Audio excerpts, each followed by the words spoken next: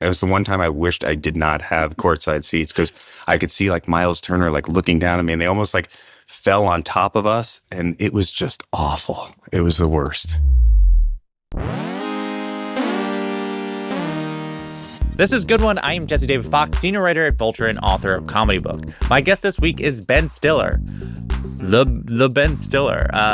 Wild. We talk about Severance and what it's like returning to the Adam Sandler universe of movies, appearing in Happy Gilmore 2. We talk about also a lot of the comedies Ben Stiller made and how it reflects the work he's doing on Severance. We touch on Zoolander, The Cable Guy, Tropic Thunder, and why that movie, more than couldn't be made today, probably why it shouldn't. When we spoke, Ben was about to shoot the newest movie in the Meet the Parents series with Ariana Grande, so we talk about that and what it's like returning to the world of big studio comedies after years away from them. So here is Ben Stiller. I'm here with Ben Stiller. Hello. Thank you so much for joining me. How are you doing? I'm doing all right. So I'm so excited to talk to you about Severance and directing, but I just watched Happy Gilmore 2, and I thought you were so good in it. I was really thrilled to see you being so loose and just like being in a comedy, just like full on. Oh, it was so much fun. It was. Can you? Yeah. Can you talk about a time on set, what it felt like, what the experience was like for you? Well, it was pretty crazy because it was,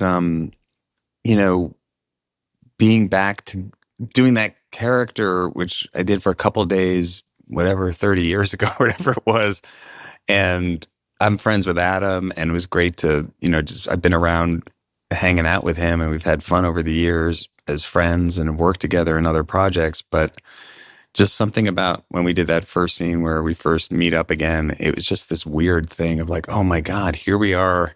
We're still alive. We're still doing this. And this was so much fun when we did it the first time. But what a different time in my life, So, I was like, kind of got a little bit emotional because it was just like, because I think just because of, being there with Adam and kind of like, oh, here we are doing this and having fun together still. Yeah, I was thinking about how fascinating it is you two together. You started out, you guys were friends really early in your career before you were making movies. You then make these movies in sort of like parallel, but then interacting moments. At times he's doing drama when you're doing only comedies, then you're doing more dramas. And it's like, and I was wondering, have you had, is this the type of thing you would have conversations with Adam about periodically about sort of how you saw your careers? I mean, not really. Honestly, we knew each other back in, when we were first starting out. And then we kind of, we knew each other through Judd Apatow, and he was doing his thing. I was doing my thing. We were both like these kind of, I don't know, young sort of, I wasn't that self-aware, I don't think. I think, when you're young, you're just kind of doing your thing and you don't even know what it is that's sort of driving you, or I don't know, that you're just kind of doing it based on instinct. And he was on his own track and I was kind of on my own track. And we didn't really hang out a lot until we did the Meyerowitz stories. So that was really the first time that we spent a lot of time with each other, and it really was so much fun to play brothers and to work with Noah on that, and the experience was so good for us that after that, I think I've always just felt closer to him since then, almost like from making that movie together, and then our we just, when you know somebody this long, it's kind of like, you just appreciate the fact that you still have those memories and that connection. Yeah. And he's such a generous, warm, funny guy. And so it's not something we've ever really talked about a lot, but I've appreciated watching him take chances and do what he does. And he's such a great actor, and he's really unique in terms of what he does and what he's able to do in terms of, different genres and stuff like that. And to really, really go into drama and then to go to just crazy, silly comedy too. Yeah. So Severance, I would not call a comedy, but when I watch it, I think this is a show that only a person who's made as much comedy as you have could make. I think there are certain things about your understanding of tone that I think comes from a person who's made and directed comedy. And I want to talk about a few scenes from the show and how you figure out tone for scenes that make sense for Severance. And I want to start from the idea that when you told the story about when you've read the script and you'd say like, oh, it made you think of things like Office Space or The Office. You would not be like, oh, it made me think of this science fiction show, which might be what other people might think of it.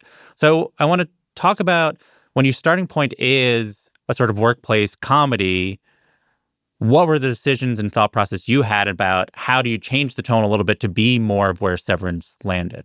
Well, I mean, I have to really just give credit to Dan Erickson because he wrote it in the script, and it was that blend of this sort of comedic tone within the workplace dialogue, banter, I call it, that is so familiar, but that other layer to it of the weirdness, and the not understanding where these people were or what they were really doing.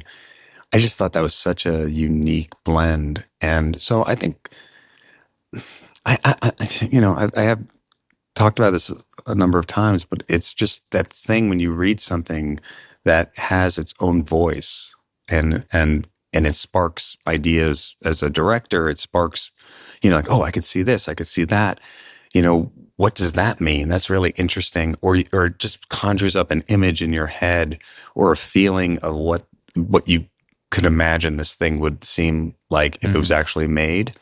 So honestly, that's where it comes from for me. It was there on the page, and then it was a matter of and also seeing the possibilities of like, oh, this could be really interesting. This could be.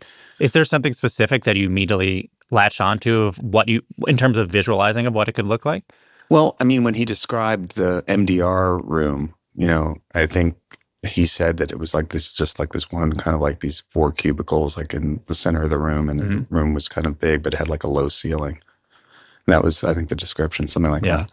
And that's really interesting. And the idea of all these hallways and the idea of this place where you could kind of get lost in it and not quite know where you're going, that was really interesting to me too. And the challenge of also knowing that one room, that MDR room, would be where a lot of the show would take place. And that was sort of like, ooh, this, that's interesting. Like, what is that room going to be where all of this stuff is going to happen? And then it's just sort of like going from there and, collaborating with really talented designers and people who are going to bring ideas. And my vision of it probably was a little different than what, Dan's vision was in his head, maybe, because we have different reference points. And, he's kind of more, he's younger than I am. So I think his reference points were a little more like 80s, 90s or 90s, aughts or whatever. Yeah. And I was more like 70s, 60s, 70s, 80s. Yeah. But it's all on the page, honestly. I could like try to like tell you what it is that like sparks. But the first scene where Irving comes in and he says, "Hey kids, what's for dinner?" That first scene, that to me is the show. Like that. Yeah. That was always like what I always like based everything on. I was like, when we were trying to put it together, it's like, oh, I really want to shoot that scene. I think that scene's going to be so good. And it's going to be, it's like a world. I felt like, okay, this is an established world that these people live in. And it's so lived in already. And I was excited to see that scene. I think sometimes when you're making something and you have this sort of, goal of what you want it to be, there are certain touch points in a script or scenes that you see and go, okay, I'm making this thing because I really want to get to that scene. Yeah. I mean, you said, I believe, that Patricia Arquette originally couldn't figure out exactly the tone of the show, and you ended up cutting together some stuff for her. Do you remember what you showed her? Well, I remember that we went through a lot. We reshot some scenes. I think I had a very, for some reason, specific idea in my head of how I sort of heard the character. But, Patricia is this brilliant actor who I feel very comfortable with and I know well creatively because we worked together a long time ago, and we had worked together on Escape at Dannemora and had a great working relationship with that. We had a lot of trust.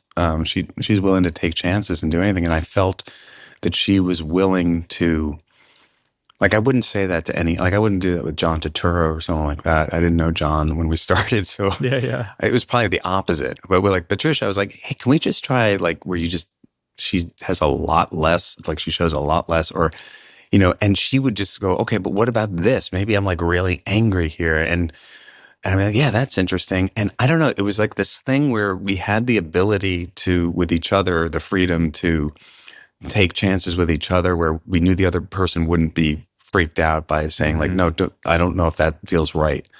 Yeah. And like I said, I didn't have that with some of the other actors. And with John now, I feel totally comfortable. I could have that with John, but I didn't know him at the time. And so that was the thing was like we had this sort of, I think it was sort of like the freedom with each other to push each other and try different things. And I'm grateful that she was so, willing to try stuff. But I might have shown her like, yeah, I don't know. I don't remember what I actually showed her, but I do remember we reshot a couple of scenes.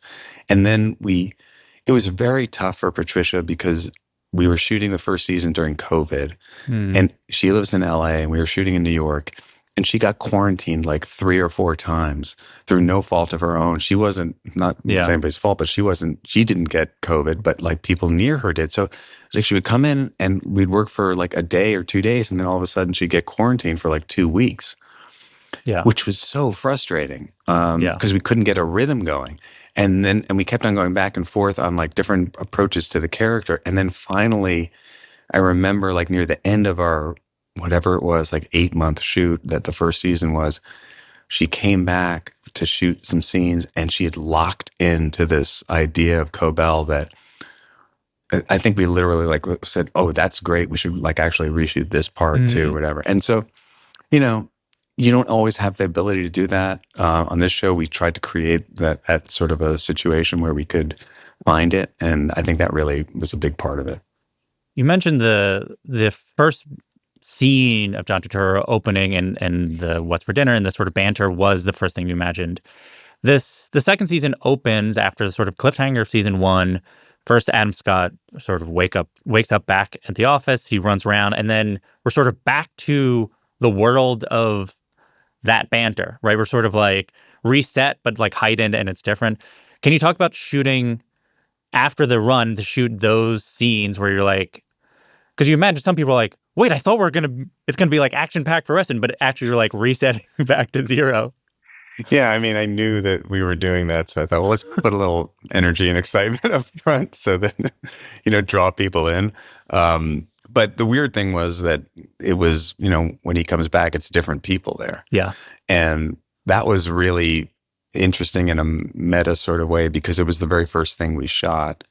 And so the first like couple of weeks was shooting with this different cast and Adam. And it was strange. It was like strange the way it is in the show. It's like, oh wait, these aren't the people who are supposed to be here.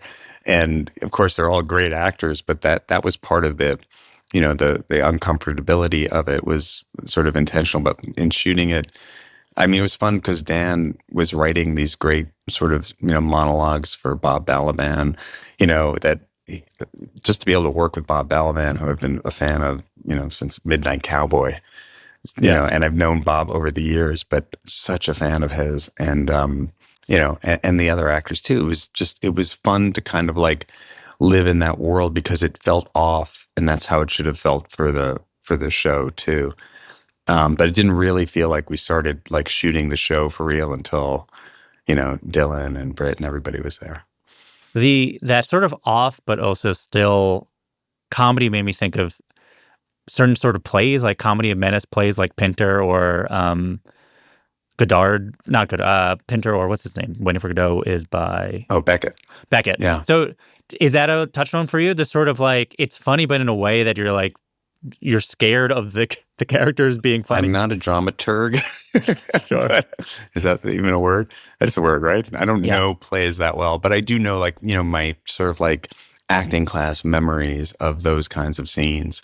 Or the idea of, I remember learning about the Pirandello, the Italian playwright, right? The 6 characters in search of an author, or those sort of like absurdist situations where, playing with the idea of what's the reality of this. And that was always what felt like it, Dan had sort of created with his mix of that and the comedic tone also. And I think from the beginning, that was always something in my head, was that like, oh, there should be the room in the show for really long pauses that feel uncomfortable and might seem like they're going on too long, or, just like weird moments. And it couldn't really happen until we actually were doing the scenes and shooting the scenes with the actors, because I think that's when you really, that's sort of like when it becomes a reality of like, okay, is this working? Is this not working? What do I believe? What don't I believe? And of course, the actors in the show, I think are so good and so talented that they really invested it so much with their own, sense of belief in the situation, and which is with anything you watch.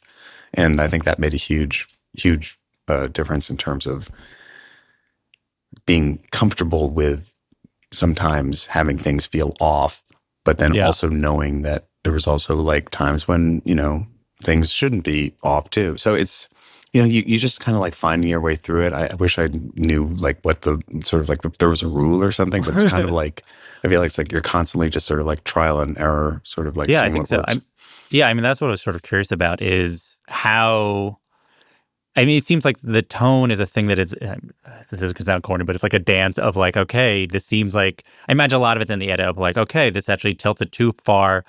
There's like jokes that could be a sitcom joke. If there's a laugh track, there'd be a laugh track. Right. Some things are but how you cut it will change how people receive it, right? If you do a fast cut after a punchline, then the audience will laugh. Or if you just sort of linger on the person a little bit longer, it does the other thing. Yeah, that's like just feel, like sort of a feel in the editing room.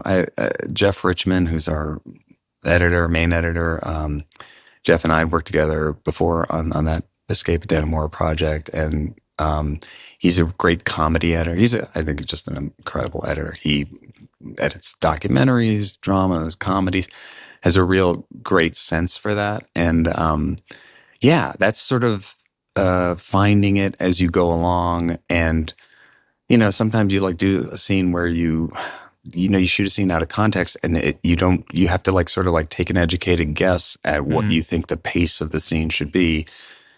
And until you see it in the context of the cut, you don't know necessarily. So that's hopefully you're guessing the right way. And then sometimes you're like, oh, that feels like a little long here, or, we get out here, or, I mean, that's anytime you're making anything, There's also that thing where sometimes there's like a line and you go, oh, that line is saying something that we don't need to say, because you're just getting that from the actor. And all of that stuff, I think, is, that's like what the process is. Yeah. Another scene that I thought was interesting tonally wise. So it's season 2, episode 3. It's when you meet the mammalian nurturable crew. It's a different room. There's all this grass in the middle of the office. And that scene, I can imagine, can be played 9,000 different ways. You can have the character be zanier. You can have the character be more menacing. And I guess my first question is, You've said you've never watched Lost. I don't know if you've watched Lost since, but the thing that I learned when I watched Lost is I don't care about answers. Like, I like mystery, but I don't necessarily care about solving mysteries. And it seemed clear after the season 1 that a lot of people were very invested in sort of the mystery element of the show. And I was curious how you feel about it in terms of like, how much do you care about the sci-fi mystery of it? Has that changed? How do you think about it? How much do you care about solving or answering the questions people have? Yeah, I mean, I care that people care, so I don't not care about it, because I think it's important to people, and I understand that, because nobody wants to feel like you're just sort of like, kind of making it up as you go along, or that there's no consistency. I think consistency is really important. But for me, I was a little bit surprised at how drawn in people were to that. And I was definitely more, more into the feeling of the place, the tone, the humor, definitely the weirdness of it, and when, going to the mammalian scene was scary for me, because I felt like, oh, we're expanding the world here. And the believability of the world, I think I care a lot about. That whatever reality you're creating, there's enough of a grounding in some sort of identifiable reality that you believe it, even if it's really weird and if it's comedic too. So that was scary to me in going into Mammalians, because all of a sudden it's like, okay, these people are different and they're kind of feral and they're living off the land, but yet they're in this room that's like, off a hallway. So like, how do you believe that? And so in the casting of that and the casting of, of all of the actors who were the Mammalians people, we really tried to, make sure that we were going for something that would be, somewhat believable, even though it's so crazy and absurd that they're in this room doing that. And so it was scary to me, because I thought, okay, if we don't buy this, then we're going to sort of like, get outside of the reality of believing in the rest of the show. In terms of the mysteries and all that, yes, I think that's incredibly important. But the show, I think, for me, lives in the world of the experience of it. Yeah. Do you feel like has it attuned you more? Like the feedback has made you more attuned to mysteries than you think you might have been otherwise?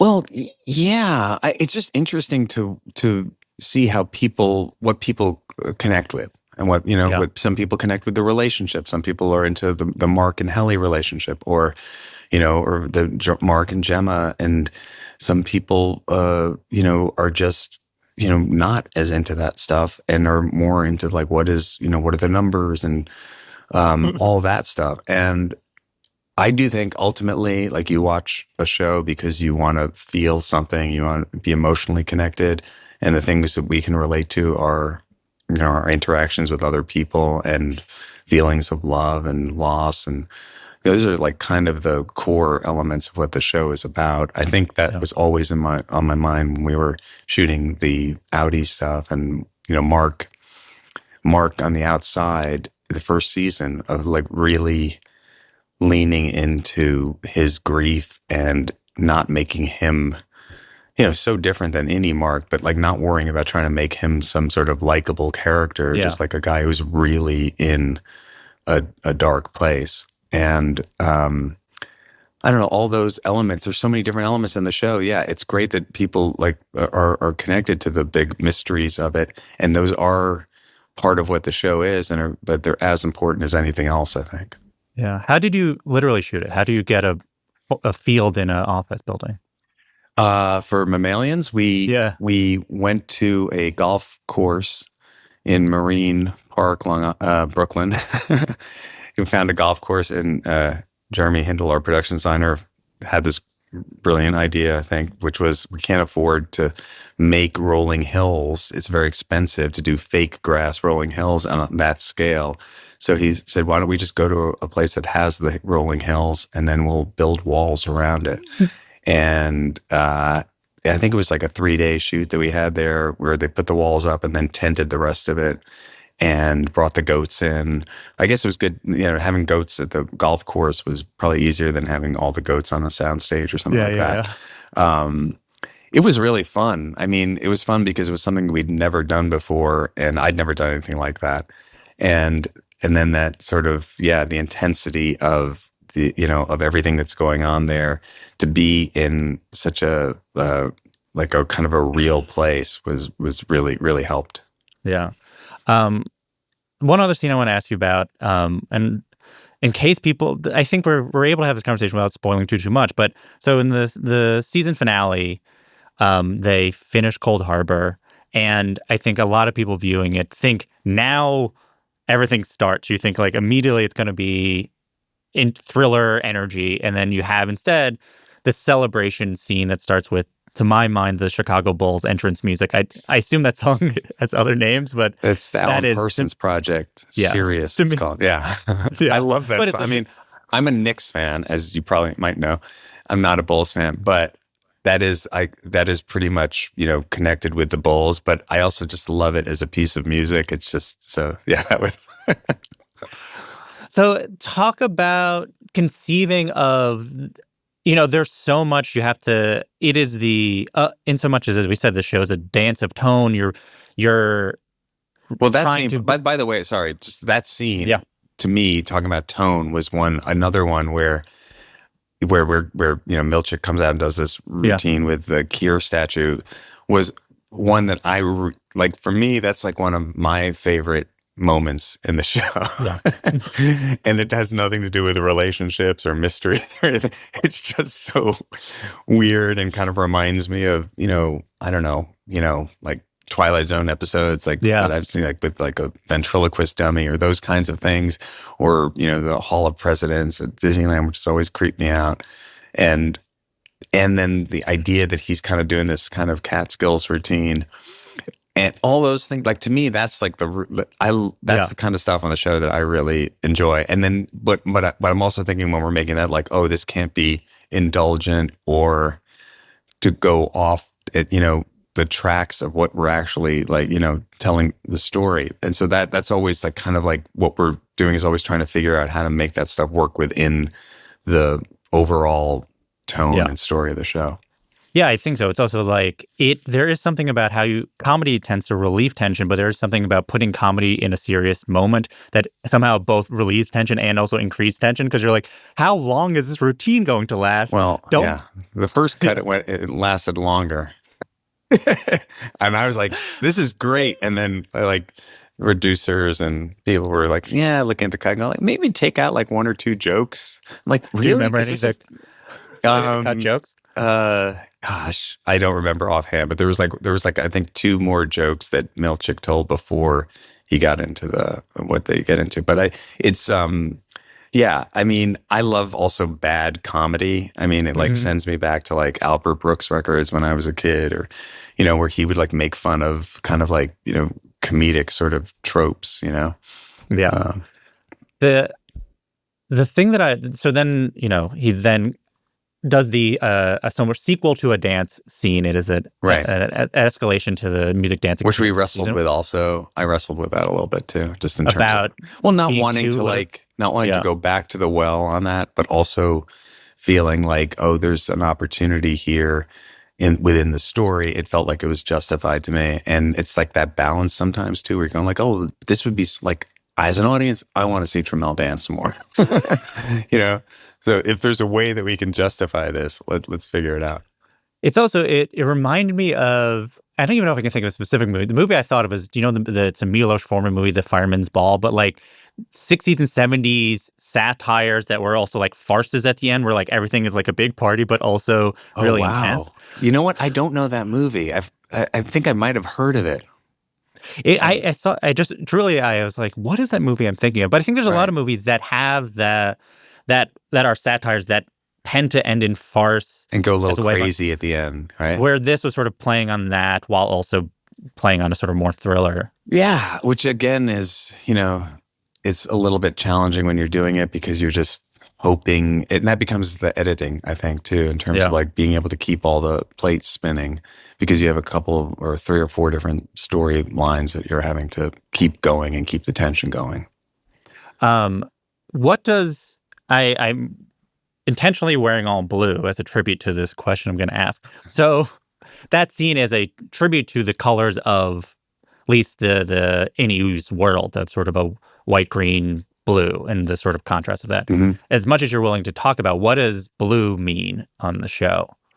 I mean, I don't know. Lauer talk about how particular you are about the color blue. So I'm curious, what is about blue to you? Honestly, I don't know. I mean, I don't sit around and like talk about like kind of thematic ideas. I think the introduction of a new color in a very controlled palette that we have, I think you have to look at and go, okay, like, that's like, has to feel intentional. So for me, like the red that comes in at the end of the 210 of it is, that feels to me like a new idea, and red can mean a lot of different things, but like it's both, obviously there's like love with red, but there's also like, it's kind of like means emergency, and so that was fun to really to play with that at the end, because I felt like, okay, this is going to feel like different, and but in terms of like actual like, I mean, I wouldn't ever pretend to like say like blue represents this or that. Yeah. But I do feel like the fact that colors do have an effect on you. And I guess it's just kind of going from like a feeling of like, how does this feel when I'm watching this to me? When we were like creating MDR, going back to that, it was like, well, color's that carpet going to be, because we're going to be living with this carpet for many years if the show, goes on. And so that's like an important, and I'd never done that before, making a series, because I've done a limited series, but I never like set up a show where it's like, okay, this is going to be open-ended. So I thought, oh, that's let's make sure we like this color green. But then it became sort of like, okay, this is sort of like the world that we live in. And it becomes very, very much, kind of, then every change that you make in the like tone is like, you can tell that there's something going on there. So honestly, it's instinctual for me mostly. There's going to be a lot of fan theories about each color meeting that are going to have a field day even with that answer. They're like, oh, maybe he's actually hiding the truth. Or like decode what you just said. You don't want to tell everybody everything, but I'm not going to pretend that I'm smarter than I am. So that's fair. So when I rewatched the series and I rewatched your movies, and there was something about seeing sort of parallels in structures in sort of weird ways. And so when I was thinking about this sort of finale scene, the dance scene and the music dance experience, the scene that it most reminded me of was the karaoke scene in the Cable Guy. Oh, wow. The sort of the sort of feeling of this person sort of being funny, and like you have to watch them because it's fascinating how their body is moving. But it's like in that movie, it turns that same thing, which is like you don't know if you're supposed to like how he is performing the song or not. Right. I was wondering if you could talk about filming that scene, if you remember what it was like. Oh, with Jim back in the day. I remember we had a bunch of really great actors who were invited to the party, to his party, who are all the people he was hooking up with free cable. And I just remember we found great actors who were so interesting. And I remember thinking about Rosemary's Baby when we made that, and thinking, it's somehow I wanted to have a little bit of the vibe of that weird party at the end, or when all the Satanists are there celebrating the baby. But it was kind of like, at that point for me, it was just like following the genius energy of Jim Carrey, who was, I think I could do this. I think at first, first it was going to be Bust a Move. Oh, wow. It wasn't going to be, it was going to be Bust a Move, and then we couldn't get the rights to it. But I think I have video, I don't even know, maybe it's on the DVD or not. There's a video of Jim doing that whole number to Bust a Move. Like he was doing that. But if anybody even remembers what Bust a Move is in your audience, it was a fun hip hop song. Yeah. It's Young very MC. Much not that. Yeah. So anyway, but in terms of shooting that, it was just sort of trying to capture his sort of energy, and having really interesting, actors reacting to him who all had these relationships with him. I never ever thought of that in terms of the end of 210, but it's an interesting. I mean, the interesting thing to me in the Severance scene is that Trammell he's got so much going on, because he, even going back to the Keir comedy routine, what kind of pressure he's under. So I think it just fills it with so much sort of, so many questions of like, what's he going to do here? Is he going to stay loyal to the company? Is he, is this something he created, this routine? Is this dance his idea, or is he doing it because he has to do it? Yeah. Or where is he coming from with this? And there's so much simmering stuff underneath the surface with Trammell that he fills it with, that it just makes it so interesting to watch. Yeah, it's an interesting thing of you're enjoying just him dancing. It's like a thing, like if you take it out of context from the entire show, you're just like, this is an interesting thing, but the goal is like, how much can we make this dance feel like more of a thing while still also allowing the pleasure of just like seeing this guy move in an interesting way? Yeah, I mean, I think Milchick at that point is just battling a lot of different, feelings inside of his feelings of loyalty to the company, his feelings of, whether or not I think he knows he's been disrespected, and yet he also, I think, believes he's a I think he believes in Lumen, and he is, very, very loyal to the company. So he's trying to figure out, I think, within that, and then like I think that allowed for him within the movement and the dance to like express those things within it.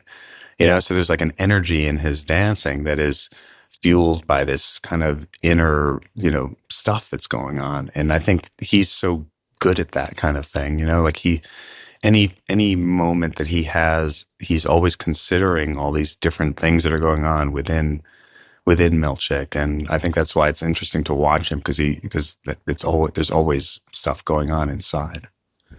How much I think about, I've heard him talk about this. I mean, I've heard all the actors talk about it. How much is your understanding of the world shaped by the actors' decisions with their characters, the conversations you've had with them? I think about even, you had an idea of casting Adam Scott, but when I think of Adam in all his career, I think he's so good is holding the tone of a thing. When I think of him Party Down, I think of him as like a great tonal actor. Yeah. How has your casting influenced sort of how you then want to approach the show going forward? I think it's everything, it's so important, because it's the same thing of like choosing the color of the rug on the set. You're going to be, this is it. And it's going to be there.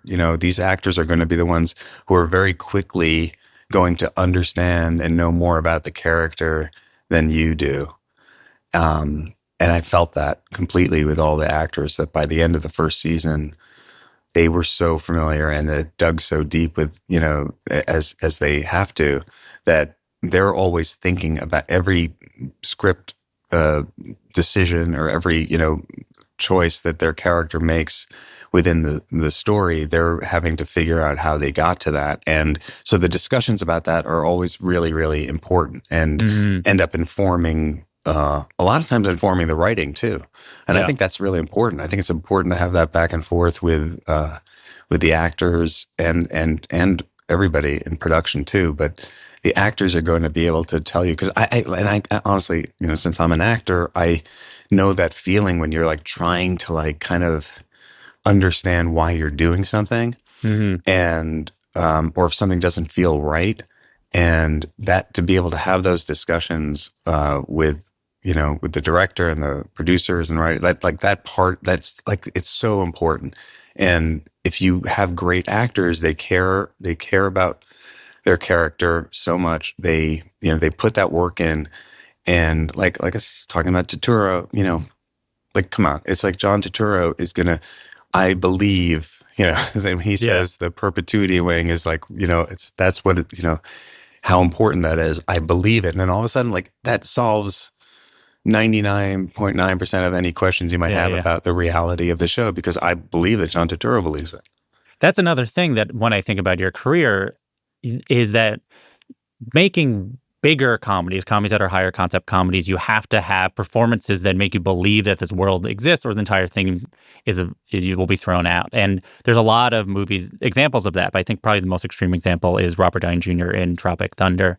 And I was curious if you could talk about, if you remember a day on set where you were talking about this thing to make sure the tone of this works. So for the most part, there was not what you would assume any sort of backlash to that role as much as you'd expect, regardless of how people would think about it today. But like, do you remember a day on set talking about that and making sure you're getting it exactly where you need it to be for that to work? Well, I remember when Downey said he was doing it, he said, I'm either going to win an Oscar or I'm going to be sent straight to hell for playing this role. That was what he told me when he said yes. He got nominated. So I thought there were like three actors that I thought in my head could pull it off. And I really felt like it's the same thing, honestly. I believe that if Robert Downey as an actor believes that this is what he's going to do to play this character, the only thing that we were always clear on was like, this is making fun of actors taking themselves too seriously. And nobody understands that more than Downey. Nobody has more of an ironic sense of humor. In real time, he will speak it out to you, and it's so entertaining and brilliant to hear. But honestly, no, we didn't have conversations about that other than like we get on set, and in the best way for that I've seen with working with great actors is he would do something, go like, I'm just going to try this thing. And afterwards he'd go like, I don't know, what the fuck? Was that good? Was that awful? But like he's willing to take the chance. And same thing with Patricia too. Like this actor's just willing to take the chance. They're not like going, this is what it is. They're going like, I don't know, I'm going to try this. And they have to just sort of like just dive into it and go and see what happens. And they trust enough that the director and, you know, the whole environment of the what you're making, all of it is going to be allow for like whatever works to remain in, and what doesn't won't be in. And I think watching him, I honestly think he was like channeling something. He talked at some point about like his dad or a movie his dad had done back in the day, but he was really just channeling something that, you know, when someone's doing that, you just go, yes. I don't want to say it, just keep doing that. You don't want to screw it up or tell them, you know, sometimes you want to like, oh, that was amazing. And sometimes you don't do that. So you just let them do it, you know? Yeah. This is a little bit of a tangent, but you mentioned that you were making fun of the character, and this is often when Tropic Thunder is ever brought up, someone will be like, well, we can't make that movie today. But that was the point of what you were making. You were making fun of that people were doing that. Now people don't do that. And that's why you would not be made today, because the joke you were making was about what people were doing at that time. Right. Right. So you wouldn't make it today because... Well, honestly, I think like the closest thing I saw to somebody commenting on that was like on The Studio on Seth Rogen's show, which I think is really funny. And they had that whole episode about diversity casting and how they just like tied themselves up into knots worrying about what they're... And that to me is sort of like the moment we're in now, you know, and being willing to like, to, you know, see the craziness that you know, has engendered. So it's like, I think, yeah, you're right. Like now an actor would never do that. But at that time, maybe an actor would have, and it would have been ridiculous then too. But yeah. That's weird. The other thing that I was thinking about with your career as it relates to Severance is you have this long history of playing a straight man who's being treated terribly, but you have to still be the straight man in the scene. And so there's something where, I mean, there's so many examples of that I thought of. I mean, I was thinking about the basketball scene in Along Came Polly, where it's like you're with a serious actor who's being funny, but then you have to be the one whose face gets smeared by someone's sweat. Right. Do you remember that day? I feel like you said you didn't want to do it, but were happy it was in the movie. That sounds right. I kind of do remember the day. I mean, I do remember. It's probably, you probably don't want to hear it, but like, I remember what it tasted like. That's awful. Exactly what I want to hear. Like, well, there's something about you being in that movie. I've never seen that actor again who I did the scene with. I don't know how I'd react if we ran into each other. It's also funny because like Philip Seymour Hoffman at that point is seen as this sort of super serious guy, and he's wild. He is so funny in that movie. My God, he's so funny. Yeah, I mean, it was fun to just like as a straight man with him. It was fun because at that point Phil was. He still was like revered as a good actor, but he wasn't like, you know, what I think he kind of like got that reputation a little bit later, but he still was not doing something he'd done before. And he was so friggin' funny. And I was, you know, it's that thing when you're watching, same thing with Downey, like watching somebody do something really funny. You're like, oh, this is great. And I'm just going to react to it because like all you have to do is react to what's in front of your face because it's so good and interesting and funny. Can you talk about what it was like working with Robert Downey Jr.? Working with Robert De Niro, where you have to play a straight man, but to him being sort of serious, and like what was like modulating a performance with him? Well, I think he has a really good sense of humor, so I think he understands how to temper his serious sort of persona, or like the you know, the baggage that he brings with him as an actor that we all think of when we see Robert De Niro. Like he understands how to tweak that for the comedy. Yeah. So, and how to play that up. And I feel like that's something that maybe, you know, people don't really appreciate as much as that. It's not like he's not just being like a serious actor doing his thing. He understands the timing. He gets it. He knows what's funny about what he does, which I think for most comedy is like not doing a lot. It's just Yeah. playing it real and allow the circumstance to be funny and just play it straight. And, and he's so good at that. I don't know. We're about to start doing it again. So I'm excited to go back I in. obviously don't want to spoil it, but can you say anything about what Ariana's take was that made you excited to get back into this world? I mean, I think it felt like there was a moment now where, just basically like my character being the age that De Niro was in the first movie and having to deal with his kids, basically, getting married or start, becoming adults. And I think it's relevant because I am that age and I have kids who are that age, and you really do kind of change when you get older and look at things differently because you're both not thinking of yourself as older, but yet then you're like, wait a minute, I'm not the old guy and I'm cool. But then when you see your kid doing something, you're like, but you don't want to do that. And like, no, I know better. And then all of a sudden they're looking at you like, Dad, come on. And you can't help it. You've just become that. So it felt like for this movie, there was like, it made sense like, oh, this situation, of my son and where he's at and meeting a woman, which is, I wouldn't say too much about it, but it felt like, oh, this is like a natural progression that could kind of take us back to the first movie a little bit. Yeah. One other parallel is I was thinking about Severance and how Zoolander, you needed to modulate how satirical you were being with how much you need the audience to want these characters, like to care about these characters and want to watch these characters, right? Like they could be dumb but you can't be so dumb that the audience is like, well, this is fake, or I don't care about these characters. They're too unredeemable. Can you think about a time shooting in the scenes in Zoolander where you had to modulate like how cruel to these characters you can be, how pointed you can be towards the modeling community? I don't think I ever probably really thought that much about the modeling community's feelings. And I'm sorry, but I just didn't at the time.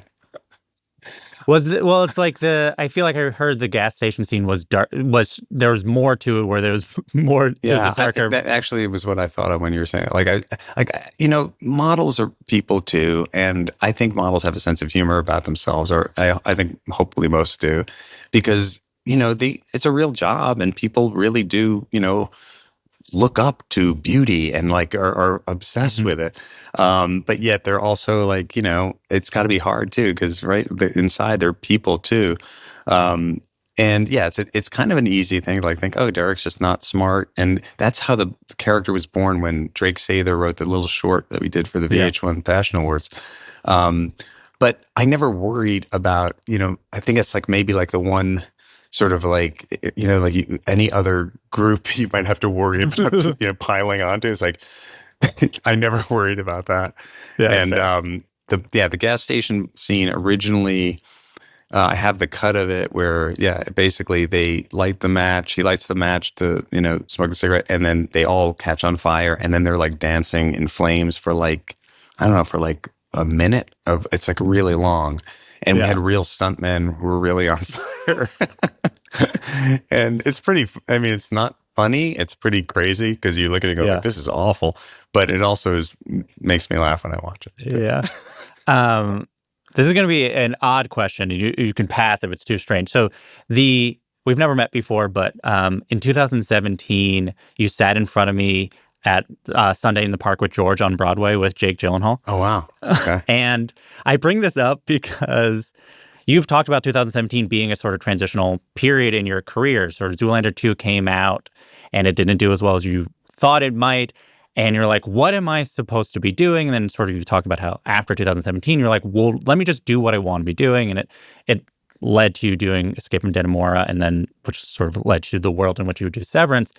And I was just thinking about it because, Sunday in the Park with George is a musical about an artist reckoning with how they want to live their life, how they want to interact their life and their personal life, how much they want to compromise their self for commerce, how much they want whatever. And maybe it meant nothing to you, but Can you talk about Sunday in the Park with George in your 2017 and if it meant something to you, like, or if you see parallels, or what do you think about that connection? That totally makes sense. I never thought that. I never was aware of that. Maybe because I just didn't understand the play enough, or I'm not that self-aware in my life. But that's a really good, that's interesting. What I thought about Sunday in the Park with George was I remember seeing it as a kid. I grew up in New York, so I saw a lot of theater as a kid, and I remember seeing Mandy Patinkin do it. And I remember watching Jake do it and thinking, oh, God, Jake, he's like so talented and handsome, and he sings also. He can do Broadway musicals. And I think my daughter was there too. And I mean, that's a great play. Sondheim, talking about creativity, sure. And I don't think I even understood it the first time I saw the play. Like my mom took me to see Annie Hall when I was 10 years old at a screening, and I loved it. It was like a preview screening or something. That didn't even have titles on it yet. And it really connected with me. Sometimes things just, you just connect with something. That's the great thing about, I think, Sondheim is his music is so, it just pulls you in so much. I remember seeing Sweeney Todd too when I was a kid and really being affected by that. I think musicals actually really affected me in terms of like my creative sense as a kid. And you watched, you go, I'm going to do Escape from Dead and More. You left it? Is that what you're saying? Have that for the record? I don't know where the connection with that is, but... well, it's like, oh, I should do my work. And then as a result, what's working? Maybe subconsciously that's what was happening. I think. Well, it was like at the beginning of 2017. So I was like, oh, maybe it's set your tone. You have a documentary coming out later this year that you made about your parents and Mira and Cherry Stiller. And I thought it was interesting you're working on this documentary about sort of their show business arc and also sort of your childhood when they were doing that. You're working in your career at this point. At the same time, your children are about to enter in this career as this sort of like 100 years of solitude, but not necessarily solitude, just sort of this like generational multiversal thing. I was wondering what you've learned about sort of a creative life from this sort of time period that seems so intense to be like, we're a show business family. Yeah. I mean, that's kind of what the documentary is about, is sort of exploring that stuff within our family. And I didn't think it was going to be about that at first. I thought it was going to be more but just about my parents and their careers and their relationship. But then I realized it's so interconnected. And I'm at this place where I'm the parent with my kids, and my kids are just now going out into the world, and I'm feeling what my parents felt, my dad, I know, was very overprotective and didn't want his kids to have to suffer the slings and arrows of, tough critics and success and failure, because he was because he worked so hard and he knew how hard it was. And I feel that same way too, honestly. But then, of course, you got to let your kids do their thing. And also they have to follow what they want to follow. So you want to support them and not, sort of tell them, no, don't do that. Especially because I don't have a leg to stand on, because I didn't listen. I wouldn't have listened to my parents if they said that. My mom was always like, they were always kind of like at a distance, going like, go do your thing and we'll help you if you want help. And by the way, my parents helped me so much. That's just a reality. Like I was grateful for, but they didn't do it like they did it. When I reached out and said, hey, I'm like trying to get in for this thing or that. And I think, that's got to be hard for a parent too, because I can imagine that. And I haven't really done that with my kids, or they haven't really asked me to do that. But like it's, there was like the first job I got, my mom helped me get the audition. Yeah. This is going to be clipped for the that's Nepo baby part. But like, I like talking about it because I feel like it's a very complicated, world of like your feelings about that kind of thing. But I don't feel like in this business, it's like you ultimately, like she got me to go in for like a callback, the final callbacks. And then I was able to get the part, but I don't have any in my mind. I know that like it could have been like really embarrassing or just could have been not gone well. But for her, I'm sure that must have been like, she must have been going, oh God, I hope he does okay. So it's it's very confusing with, to feel all those different feelings. I feel like what I know, and also from making this movie, is that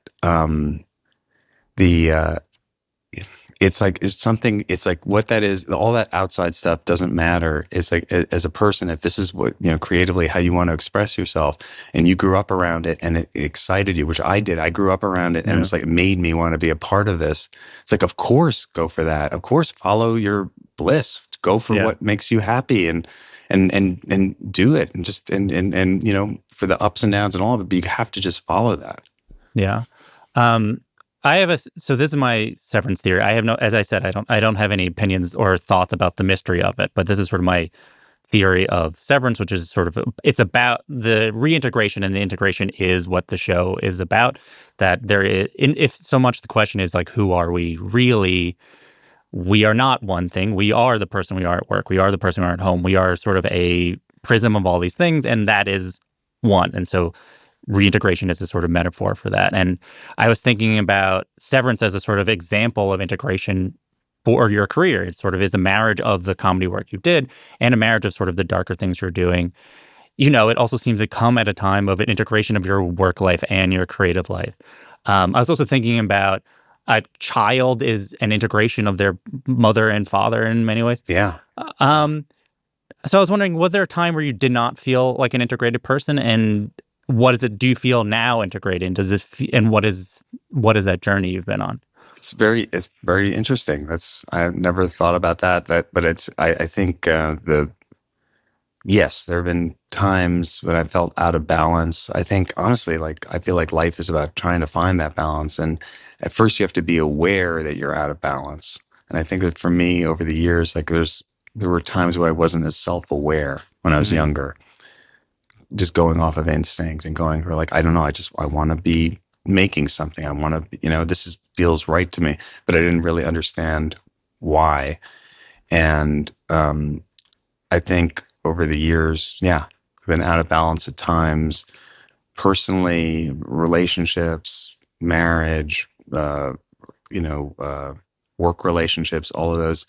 And I do feel like having an understanding of an awareness of an awareness of wait a minute, something doesn't quite feel right. I want to try to fix that. Or I want to try to understand that more is the first thing you have to do. And I think over the years, I've sort of done that, had the awareness, but it's really hard because, right? I mean, when you're going through life, sometimes you're just trying to survive, just literally just try to get through the next day, no matter, what's going on in your life. Sometimes if you're lucky enough to, not have to worry about going out and getting food every day and finding a place to, and you have a home and all these things. And, then it opens up all these other sort of conundrums to you of what is this all about?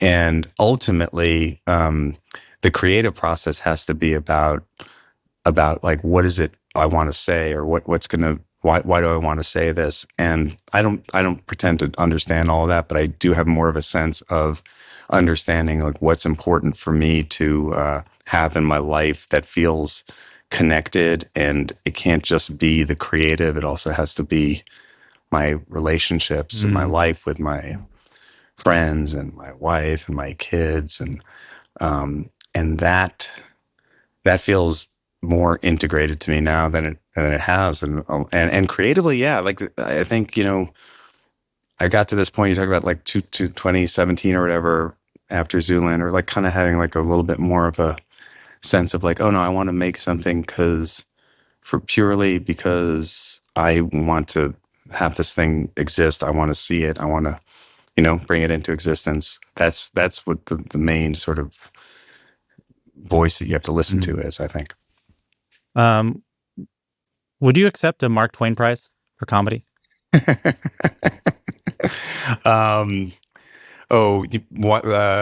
I mean, if I ever had to make that decision, I guess. I don't know, but I think, is it now or because of the Kennedy Center? Is that a whole thing or not? No, I just meant because I did an interview where someone said they don't want it, and I wonder. It's I don't know. It's very minute you say that, it's very stressful to me.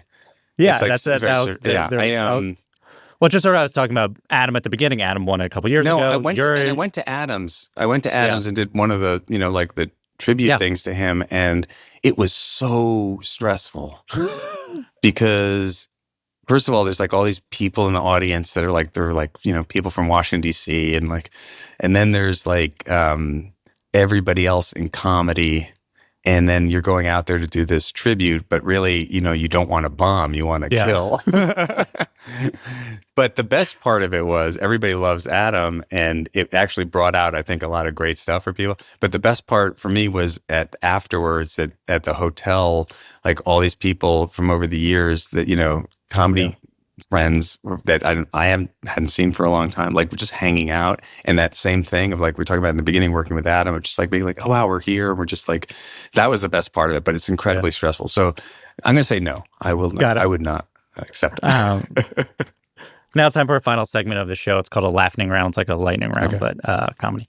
Do you have a favorite joke? Like a joke? Like a street joke? I don't have a favorite joke. The one I told my kids yesterday was one from when I was a kid. It was like, what do the Starship Enterprise and a piece of toilet paper have in common? They both circle Uranus in search of Klingons. Yeah, I know. Please cut that out. I don't have a favorite joke. Do you have a short story of an interaction with a legendary comedian, living or dead, you're willing to share? I met Jerry Lewis backstage at Damn Yankees when he was doing it at the Pantages Theater, probably like 25 years ago or 30 years ago. And my friend, I was with George Draculius, the music supervisor at Severance. He was with me, and we're big Jerry Lewis fans. He's like, you should go backstage. And this was before people really knew who I was. But he goes, he'll know your parents or whatever. You should go backstage. So we went backstage, and he wasn't like accepting visitors. And I said, and he just like forced me to say like to the guy, like, yeah, I wonder if I could say hi. My parents, my parents, Jerry Stiller and Ann Mira, who they didn't really know him that well. I think they had done like some Vegas with him or something.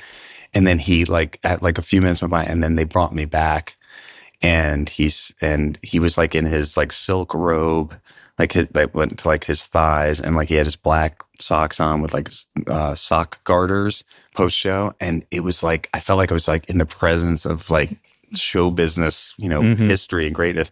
And he was very nice. He was like, he goes, I don't usually see people after the show, but I did because your parents. I love your parents. And then I said, oh, I have my friends with me. Can I bring them back? And he's like, no, I can't. Because after a show, I give. And there's just almost, there's really just so much I can give. I was like, I totally understand. Oh, wow. For a few weeks, you and Timothée Chalamet became the face of the Knicks fandom. Do you have one moment which is the highlight of you guys being there? Oh my God. I have the low light. The low light. Okay, sure. Do you have a memory of the low light? Yeah, it was when Tyrese Halliburton in the Indiana series hit the incredibly lucky freak shot that basically changed the course of the playoffs. And no, disrespect to him, he's a great player, but the shot changed everything. It just happened to go. And the entire team came together, hugging, celebrating, and it was right on top of where Timothy and I were sitting in the front row. It was the one time I wished I did not have courtside seats, because I could see like Miles Turner like looking down at me, and they almost like fell on top of us, and it was just awful. It was the worst. You were famously on Saturday Night Live for a very, very short time. Do you have any memories from when you were still on the show? When I was on the show? Yeah, like that week. Like what stands out is like what it was like to actually be on the show. I remember how hard it was. It was so hard because I remember feeling like by the time you'd get to Saturday night at 11:30, you were so exhausted because you spent the whole week staying up trying to write spots, trying to write sketches, trying to get on. Then you get something, you get on, and then you do like a short film, and you're part of that, and then you do the dress rehearsal at 8:00 or whatever, and it goes kind of well in the dress rehearsal, and then it gets to 11:30, and you're like, oh wait a minute, I haven't done anything yet. Nobody has seen anything. Like it's just like this entire lifetime happens from Monday to Saturday.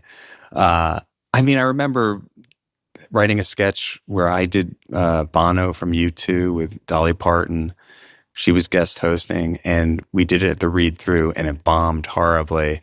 But she was so nice, and she was like, she just totally went for it. So I remember her being great, and John Lovitz being great to me too. Do you have a memory of your favorite day ever on set? Oh wow! Any set? I remember the first day of shooting with Robert De Niro on Meet the Parents, and doing the first scene with him, and just thinking, this is crazy. This is just the I can't believe I'm doing a movie with Robert De Niro, because he was so in my mind, like he just is movies. And I think I felt like that throughout the whole shoot.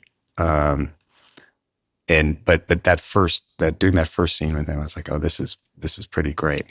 What the first scene was when you enter? The first scene, like when we meet each other for the first time. Yeah. And that was fun. And then I remember like also some uncomfortable moments with him too, when like we were doing some car scenes, and we'd be like the "Are you a pothead Fokker" scene or whatever. And then we'd be in a real car, and then like there'd be like the scene, we'd shoot it, and then they'd have to take the car back to the first position, and take like 5 minutes or 10 minutes to get the car back in position. And we'd just be in the car together and not really have a lot to talk about. But perfect. Yeah. Thank you so much. Oh, that's it. All right, man. Great talking to you. Yeah. Thank you. Appreciate it.